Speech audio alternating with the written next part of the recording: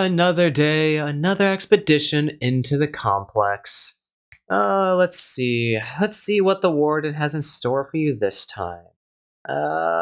Here it is. Preferred route through R2B2 compromised by aggressive biomass. Non-essential resources assigned to execute diversionary tactics. Alright, that sounds simple enough. Well, you all heard the boss. It's time for you non-essential you valuable personnel to create a diversion that definitely won't end in your terrible demise. So, chop chop. Let's get to it already.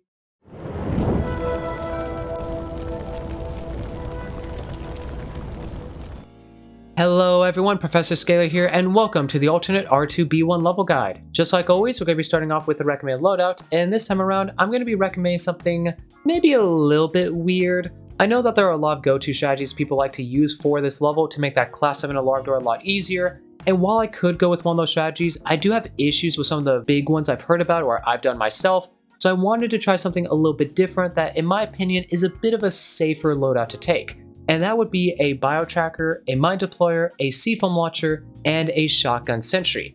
So in this level, there's not really a whole lot you have to deal with. You just simply have to go through 2 blood doors and a Class 7 alarm, and you'll be at your extraction point.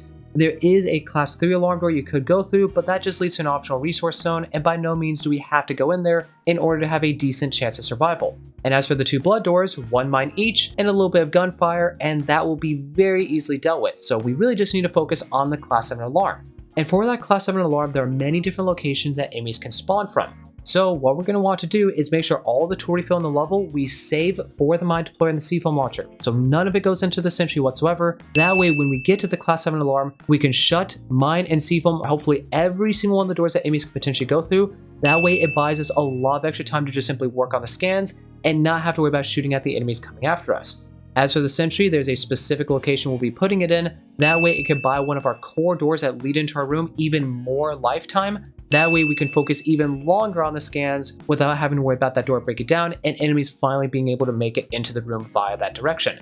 If you want to swap the shotgun sentry out for a burst sentry or a sniper sentry, by all means, you could definitely do that. Just keep in mind that if you bring a sniper sentry, you are going to want to make sure your biotracker person is tagging the enemies from that direction.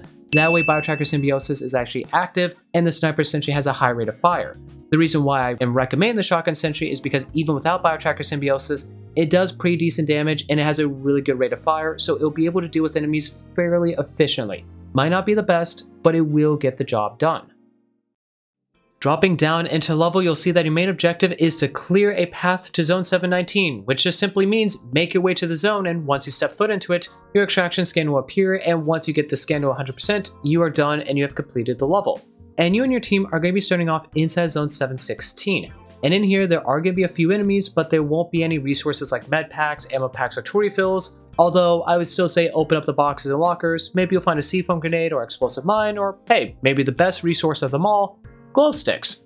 But as you make your way through the zone, you'll get to the back end of it, and there you'll find a security door to Zone 717. And this is going to be a blood door, so just place a mine on the door like you can see me doing in the background footage. And once the mine is set up, just open up the door, fall back away from it.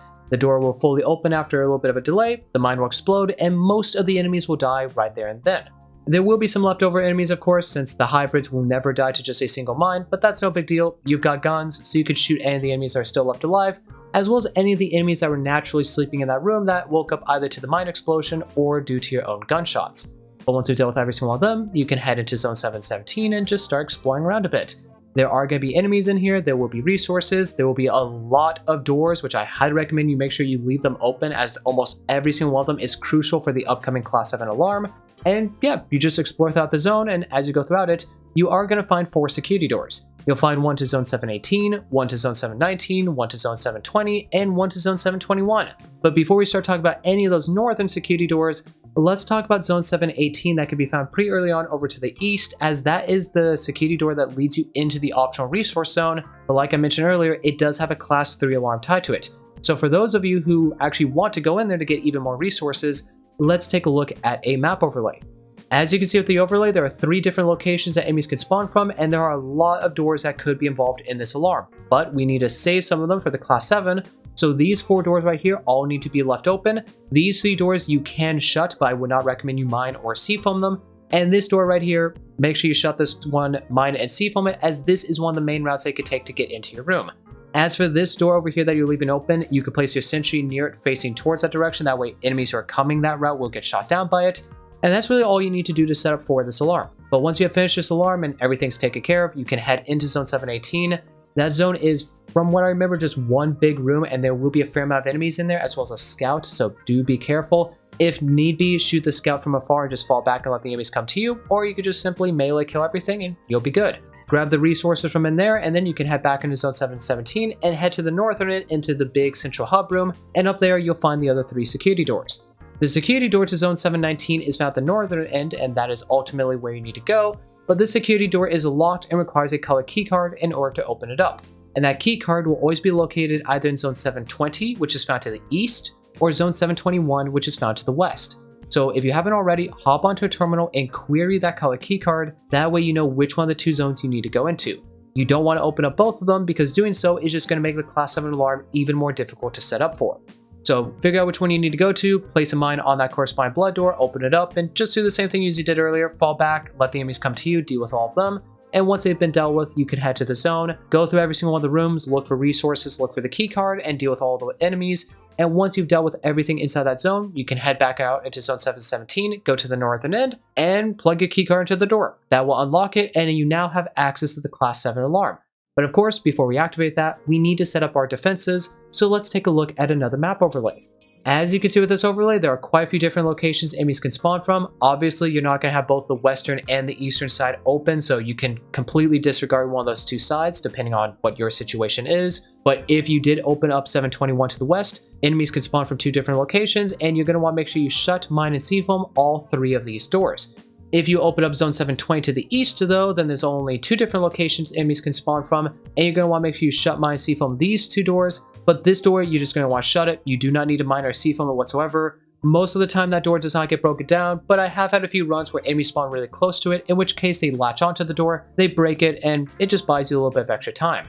As for the southern end, there are 3 different locations enemies can spawn from, so all 4 of these doors should be shut, mined, and seafoam, especially this one right here. This is the door that leads into your room, so if you cannot mine and seafoam every single one of the doors, that's the door you need to make sure is done. As for your sentry, as you can see with the background footage, you're going to want to place it in that small room to the south, facing towards that big door. And the reason for this is because some of those southern doors are small doors, and as people who have been playing the game for a while know, when it comes to small doors and mines, that mine isn't going to kill everything on it because there's just not enough surface area for the enemies to pile up and actually be in the blast radius of the mine. So if enemies spawn behind one of those small doors, once the mine goes off, maybe 90% of them die, but then 1 or 2 enemies survive, they get to the big door that leads into your room, and then they will break it down. But if you have your sentry facing towards it, this will make it so that if only a few enemies survive from one of the small doors, they will get killed off by that sentry before they could break down that big door, and that will give it even more lifetime, which means you have even longer before enemies actually break that door and can get directly into your room.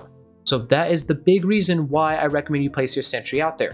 Again, shotgun sentry works well, but if you want to bring burst or sniper sentry, they will get the job done too. Just make sure that if you bring sniper sentry, the person with bio tracker is going towards the southern end of the room every so often. Otherwise, the slow rate of fire of the sniper sentry might not be able to kill them all off before they break down that door.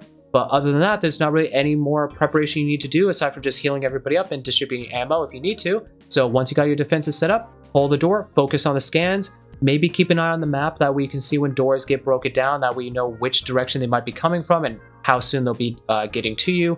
Bio tracker person, obviously just keep your head on a swivel and keep tagging enemies, and overall just do your best as a team to work together, deal with the scans, deal with the enemies, and once every single one of the sets of scans are done, just wait for the enemies to come to you, deal with every single one of them, and once you hear the music go away, you can go out and pick up any of the mines that did not go off, go and grab your sentry. More than likely, your sentry will be out of ammunition, but if that's the case, no big deal, it did its job well. And then just go to the security door to zone 719, open it up, and once it's fully opened up, you could take one step into the room, and upon stepping into it, your extraction scan will appear. But the other thing too is that a wave of 6 giant strikers is going to be spawning in from behind you. So as soon as you go into that room, everybody rush for the extraction scan, and if you do have some mines, place them down throughout the room, that way you have some extra defenses, and just get ready to hold out. As long as you have some ammo left on your team, overall dealing with 6 giant strikers isn't that bad. Just make sure that they don't steamroll you and your team right at the end. If you are running a little bit low on ammunition, maybe just have 1 or 2 people stay out in that big main room and try to grab their attention and take them away from the people on the extraction scan. That way they could get it to 100% and get you out the level. But either way, once you do get the scan to 100%, you are done and you have beaten alternate R2B1. And that's all there really is to it. Alternate R2B1 not only was the first level to introduce blood doors and hybrids to the players, but it was also the first level to crank up an alarm's difficulty straight to the roof. In its original version, that final alarm was actually a Class 9 alarm, but was then nerfed down to a Class 7 within the first few weeks. And I was sort of hoping that in the alternate R2B1 version, it would revert back to its Class 9 form, but I guess the developers decided that would be a little bit too much for a B1 level, and I guess I have to agree with them. Wish it would have been that way, but I suppose it's for the better that it was just simply a Class 7. As always though, thank you for watching this video all the way to the very end. I do hope that it was able to provide you with some assistance in beating this level. If you have any tips or tricks for this level that you want to share, any questions for me, or you just have something in general that you want to say, please do let me know down in the comments. Hit that like button if you enjoyed the video, subscribe to the channel if you want to see more from me, and if you want to join the community I'm building, there's a link to my Discord down in the description, as well as some other links you might want to check out. Among those links being one that will take you to the official GTFO merch store, which I highly recommend you check out if you're a fellow GTFO enthusiast. Until next time, remember that a mine a day will keep the blood door enemies away, and hopefully, I'll see you all in the next video.